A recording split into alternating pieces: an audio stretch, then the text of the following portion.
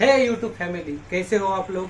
तो आपके लिए एक बहुत ही मजेदार, नॉलेजेबल और इम्पोर्टेंट वीडियो लेके आया हूं मैं। आज हम बात करेंगे कि एलएलबी कोर्स क्या होता है, उससे हम कैसे ज्वाइन कर सकते हैं, कौन सी एग्जाम देनी पड़ती है, उसके बाद जो हमारा कॉलेज है उस कॉलेज की फीस क्या होती है, उसका स्ट्रक्चर कैसा होता है, कैंपस क्या है, और जो हॉस्टल रहता है, बॉयज हॉस्टल, गर्ल्स हॉस्टल, ये सभी के बारे में आज मैं बताना चाहता हूँ। क्योंकि बहुत सारे दोस्त ने मुझे इंस्टाग्राम पे डीएम किया, जो मेरे सब्सक्राइबर है, और किसी ने कमेंट भी किया वीडियो की कि प्लीज़ भाई बताओ कि क्या क्या प्रोसेस होती है और क्या क्या करना होता है। तो इस सभी फैक्ट के बारे में आज हम बात करने वाले हैं। तो आपका ज़्यादा टाइम न लेते हुए सबसे पहले हम आपको मेरा कॉलेज कैंपस दिखाने वाला हूँ। तो चलिए शुरू करते हैं।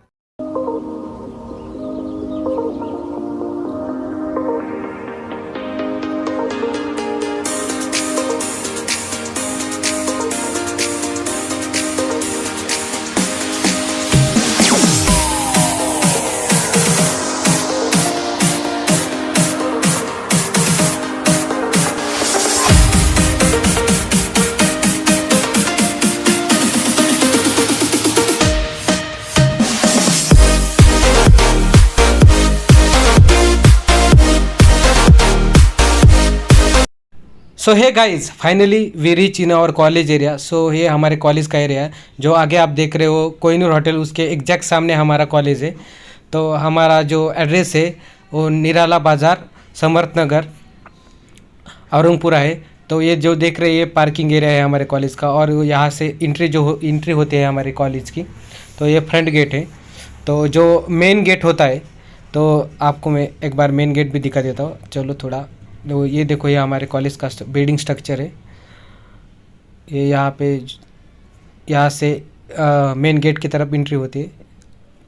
आज संडे होने के कारण बच्चे नहीं है, मतलब कोई आया नहीं है कॉलेज को। तो यहाँ से मेन एंट्री है हमारे कॉलेज की। आप देखते होगे ऊपर नाम लिखा है मानिकचंद पहाड़ी लॉ कॉलेज। तो दोस्तों, आपने हमारा कॉलेज कैंपस देखा ही होगा। आपको हमारा कॉलेज का कैंपस कैसा लगा, एक कमेंट में ज़रूर बताना। तो गाइस, जो आज का हमारा इम्पोर्टेंट टॉपिक है, तो उसको हम शुरू करते हैं। तो हम आज बात करने वाले हैं एलएलबी के बारे में। बहुत बच्चे मुझे कमेंट करके पूछ रहे कि भाई कि एलएलबी की क्या प्रोसेस होती है, एडमिशन मतलब एडमिशन की क्या प्रोसेस होती है, हॉस्टल का प्राइस, कोर्स की फीस, आपके कॉलेज में एडमिशन लेना हो तो क्या करना पड़ेगा। तो सबसे पहले मैं आपको बताना चाहता हूँ कि अगर आपको एलएलबी करनी है तो आप दो तरीके से कर सकते हैं। सबसे पहले आप आपकी 12th होने के बाद एलएलबी कर सकते हैं, वो 5 ईयर का रहता है। उसके बाद अगर आपने ग्रेजुएशन कर लिया तो ग्रेजुएशन के बाद भी आप एलएलबी कर सकते हैं, वो 3 ईयर का कोर्स रहता है। बहुत बच्चों को पता ही नहीं रहता कि भाई एलएलबी का कोर्स कैसे, मतलब क्या, कब करना है, क्या करना है। तो उसमें ही उनका टाइम निकल जाता है।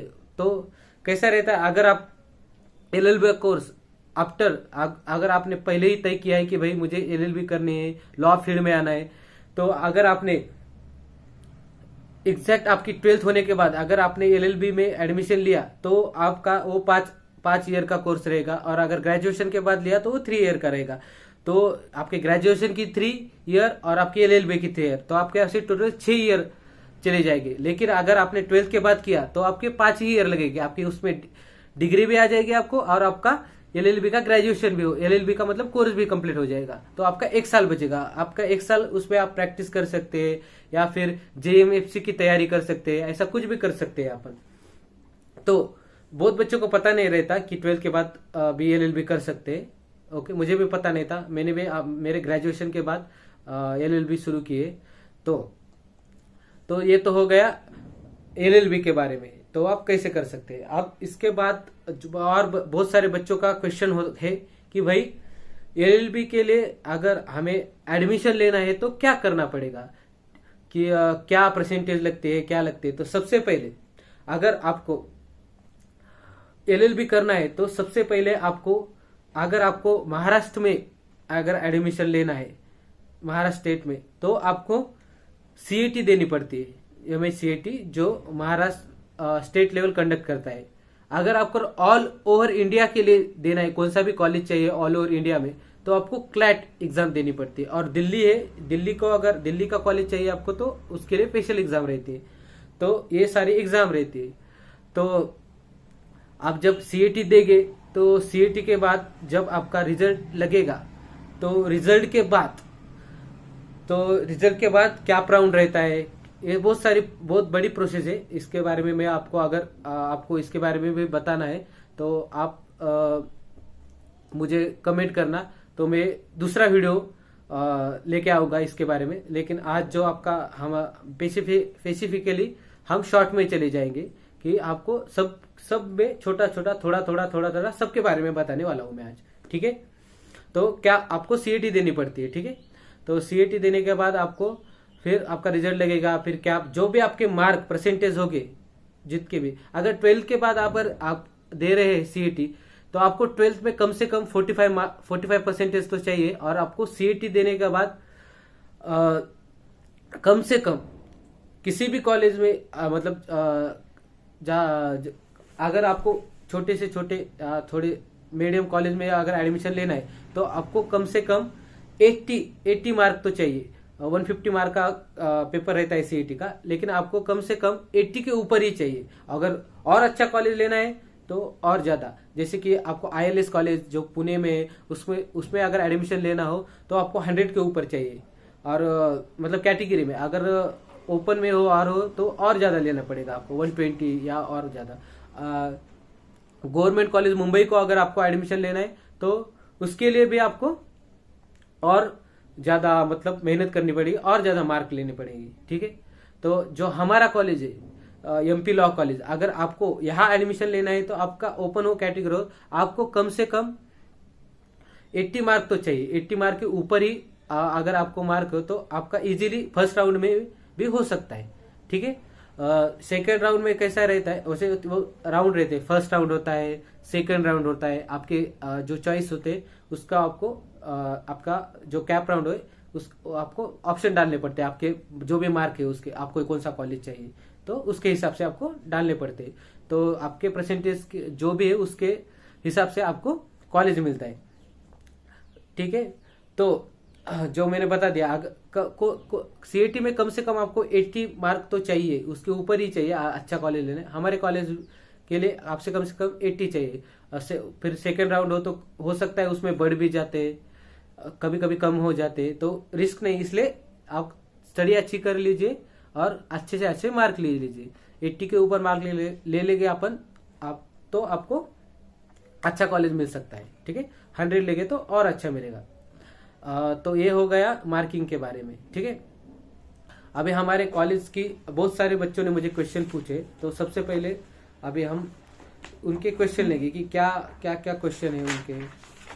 और ठीक है, तो जो मेरे सब्सक्राइबर है उन्होंने मुझसे क्वेश्चन पूछे कि एक भाई ने मुझे इंस्टाग्राम पे डीएम किया था। तो हमारे पास भाई गरीब यूट्यूबर है, मैं गरीब हूँ। हमारे पास दूसरा मोबाइल नहीं, तो हमने लिख के ले लिया कि क्या कह रहे हैं। तो आईजी आर्टिफिशियल भाई ने मुझे इंस्टाग्राम पे डीएम किया था। उसने कहा था, bro I have some doubt, can you please help me out, I am in class 12th and I want to take admission in MP law college Aurangabad, can you please share me the detail, I have already search so many time for a contact number but I didn't find, so tell me about admission process. Definitely भाई, definitely IG artificial भाई, हम आपको मदद करेंगे। तो आपका जो question है कि मैं 12 के बाद आपके कॉलेज के बारे में आप मुझे डिटेल मुझे इन्फॉर्मेशन चाहिए। तो भाई जैसे मैंने बताया कि आपको सीईटी में अच्छे मार्क लेने पड़ेंगे, तो अच्छे मार्क लेने के बाद आप जो स्कैप राउंड होता है उसको आपको हमारा कॉलेज डालना पड़ेगा, जो भी आपका प्रेफरेंस हो मार्क के हिसाब से। तो अगर आपको अच्छे मार्क हो तो आपका फर्स्ट राउंड में भी लग सकता है। ठीक है, और उसके बाद फिर प्रोसेस रहती है। आपका अगर फर्स्ट राउंड होगा तो आपको डॉक्यूमेंट लाने पड़ेंगे, जो भी डॉक्यूमेंट यहाँ आके देखना पड़ेगा कि कौन से डॉक्यूमेंट रिक्वायर होते हैं। उसका भी मैं अगर चाहे तो अलग वीडियो बना दूंगा, अगर आपको चाहिए तो वो बाद में बना लूंगा। ठीक है, तो ये रहता है डिटेल, ऐसे आपको करना पड़ता है। तो एक के बाद एक के बाद एक राउंड रहते हैं, ठीक है। तो उसके बाद होप सो कि भाई मैंने आपके सवाल का जवाब दिया होगा। तो हमारा नेक्स्ट क्वेश्चन पूछा है निशांत पाटिल भाई ने। तो वो पूछ रहे हैं कि ब्रो LLB 3 ईयर सी स्ट्रक्चर बताओ प्लीज। तो भाई ये कॉलेज टू कॉलेज डिपेंड रहता है कि आप कौन से कॉलेज में एडमिशन ले रहे हो। तो बेसिकली हमारे कॉलेज का मान के चलिए सब मिला के आपका जो कैप राउंड होता है या आपका एडमिशन फीस और सभी आपके जो जोरास होते हैं कम से कम नहीं लेकिन 10,000 का राउंड फिगर इधर उधर भी हो सकता है, कम भी हो सकता है। अगर फर्स्ट राउंड में आपका लगता है तो कम होता है, 4-5 हजार में भी होता है। और अगर आपका थर्ड सेकंड राउंड में होता है या फिर आपको कैटेगरी वाइज भी डिपेंड रहता है। तो ऐसे फीस स्ट्रक्चर रहते हैं, अलग अलग कॉलेज के अलग अलग रहते हैं। तो हमारे कॉलेज का बेसिकली आप मान के लीजिए फर्स्ट राउंड में लगे तो 10,000 के करीब करीब, ठीक है। तो ये फीस स्ट्रक्चर होता है, अलग कॉलेज का अलग रहता है। अगर आप पुणे में ले गए ILS कॉलेज को, उसका कुछ 40,000 कुछ तो है ऐसा, और हॉस्टल की अलग फीस रहती है, ठीक है, ऐसा कुछ तो रहता है। तो और अगला क्वेश्चन पूछा है हमारे राज चौहान भाई ने। तो can you inform me regarding MP law college hostel available for 3 year LLB student. Okay, तो भाई डेफिनेटली LLB 3 ईयर 5 ईयर दोनों बच्चों के लिए अवेलेबल रहता है। लेकिन अभी जो हमारे जो हॉस्टल है उनका मतलब जो बिल्डिंग है उसका स्ट्रक्चर बहुत खराब हो गया था, तो नई बिल्डिंग बनाने वाले हैं। तो डेफिनेटली 3 ईयर के लिए गर्ल्स हो बॉयज हो सबके लिए हॉस्टल अवेलेबल रहता है। उसकी फीस रहती है हॉस्टल की, ठीक है। तो फीस पे करके आप एडमिशन हॉस्टल में ले सकते हैं, गर्ल्स हो या बॉयज हो दोनों भी ले सकते हैं। तो अगला क्वेश्चन हमें पूछा है एसएम भाई ने। दादा how can I take admission there, what's first year fees, ठीक है। इन्होंने भी फीस के बारे में ही पूछा है। तो मैंने जैसे भी बताया भाई कि फीस मतलब डिफरेंट कॉलेज की डिफरेंट होती है। एग्जैक्टली हमारे कॉलेज का तो मैंने बता दिया आपको 10,000 मान के चलिए, और राउंड टू राउंड भी वो चेंज रहती है। हॉस्टल की फीस भी 20 to 22,000 के बीच में रहती है, और खाने का अलग रहता है भाई। तो ये सब ऐसा रहता है। तो होप सो कि मैंने आपके सभी जो भी आपके क्वेश्चन हो सबके आंसर दिए होंगे। अगर आपके इसके अलावा भी कोई क्वेश्चन है तो आप मुझे कमेंट करना, या फिर आप मेरा इंस्टाग्राम है, इंस्टाग्राम पे भी मुझे DM कर सकते हो। और ऐसे वीडियो के लिए भाई आप लाइक शेयर और कमेंट कीजिए, और ज्यादा से ज्यादा आपके दोस्तों के पास ये वीडियो भेजिए, क्योंकि उनको भी पता चलना चाहिए कि भाई क्या क्या मतलब प्रोसेस होती है, क्या क्या होता है। अभी ये तो मैंने वीडियो ऐसे ही आपको जनरली बताने के लिए किया था, लेकिन अगर आपको डिटेल में किसी इसमें से किसी चीज के बारे में इंफॉर्मेशन चाहिए तो आप मुझे कमेंट कर लेना, और तो मैं इस पे डिटेल वीडियो बनाऊंगा। तो गाइज आज के लिए बस इतना ही। होप सो आपको ये वीडियो बहुत नहीं तो कम से कम पसंद आया होगा, क्योंकि मेहनत लगती है भाई, बहुत मेहनत लग रही है आजकल, क्योंकि मेरे एग्जाम है। तो एग्जाम की वजह से मैं ये वीडियो भी नहीं बना पा रहा हूँ। तो जो भी वीडियो देख रहे हैं भाई लाइक जरूर करना और सब्सक्राइब भी करके जाना। Thank you so much guys, आज के लिए बस इतना ही।